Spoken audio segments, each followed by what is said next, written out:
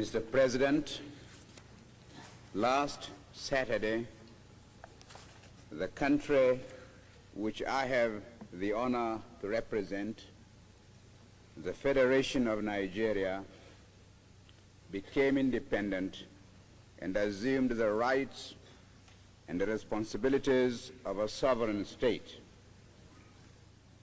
Today, Nigeria has been admitted into the United Nations organization and assumes still more responsibilities. On behalf of my countrymen in Nigeria, I thank you all most sincerely for accepting us as a fellow member in this organization.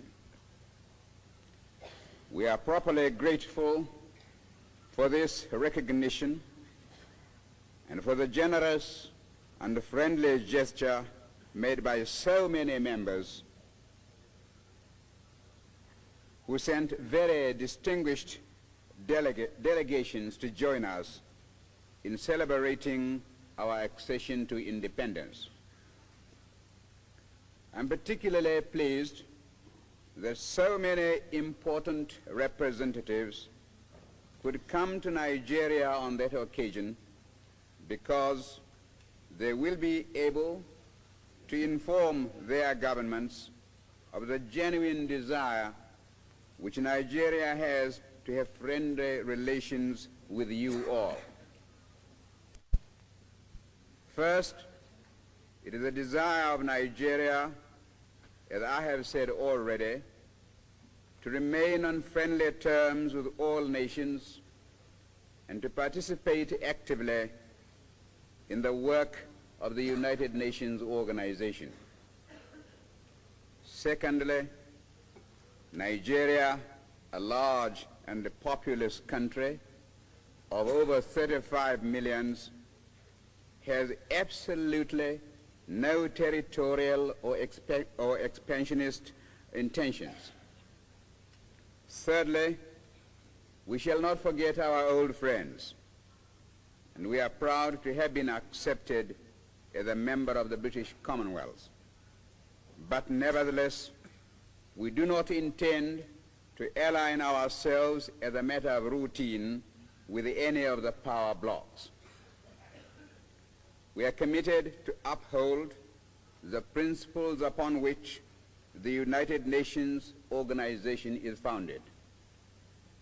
Fourthly, Nigeria hopes to work with other African states for the progress of Africa and to assist in bringing all African territories to a state of responsible independence.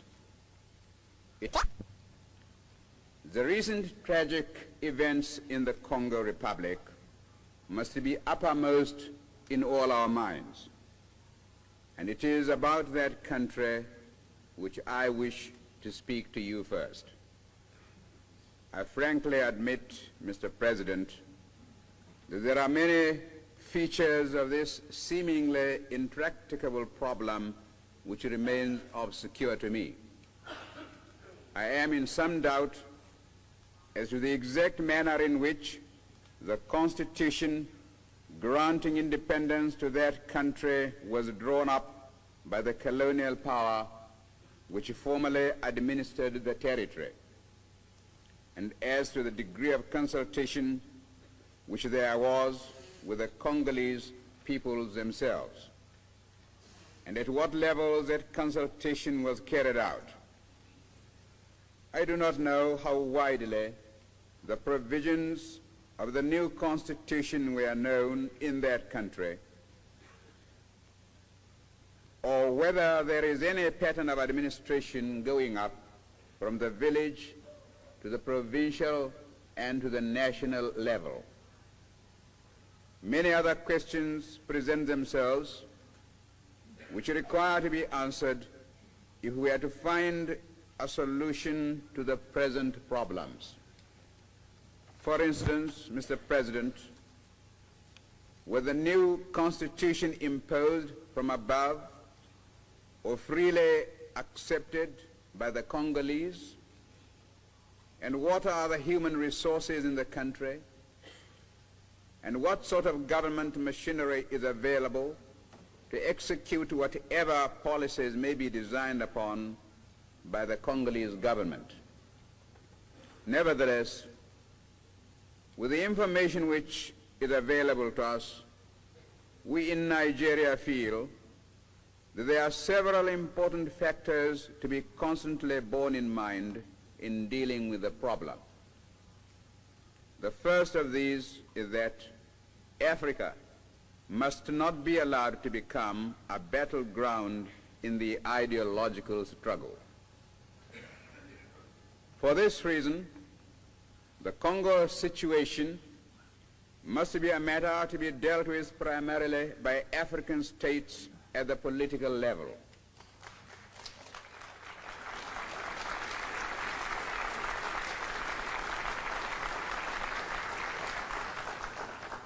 Secondly, we believe that in dealing with the problem of creating a real political life in the country itself, it will be necessary to start at the bottom by seeing that local and provincial authorities are established while maintaining the essential unity of the country.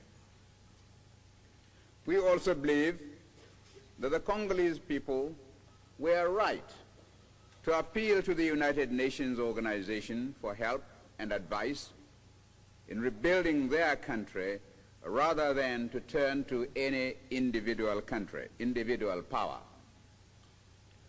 Until achieving our own independence, we have hesitated to add our voice to the general discussion about the Congo, lest we should merely add to the confusion. But now, Mr. President, I feel that it is my duty to put before you and to ask for your sympathetic consideration of the possible solutions which have suggested themselves to us. We warmly applauded the immediate response of the United Nations organization to the Congolese disaster. The speed with which troops were sent to maintain law and order was most commendable. But the mere sending of armed forces is not enough. I consider it essential that the United Nations organization should thoroughly investigate the root causes of the troubles which have arisen there, and I suggest the appointment of a fact-finding commission to look into the circumstances which caused the present crisis. Without a proper and thorough diagnosis, it is idle to pretend that an effective remedy can be prescribed. And here I would say that, to my mind, it is most important that none of the great powers should be represented on the fact-finding commission, because however honest are their intentions, it would be inevitable that they would be regarded as having a particular interest in the problem. The first essential is to find a government capable of governing, and for this it will probably be necessary to hold new elections in the Congo Republic. When these had been held, there will be some properly authorized leaders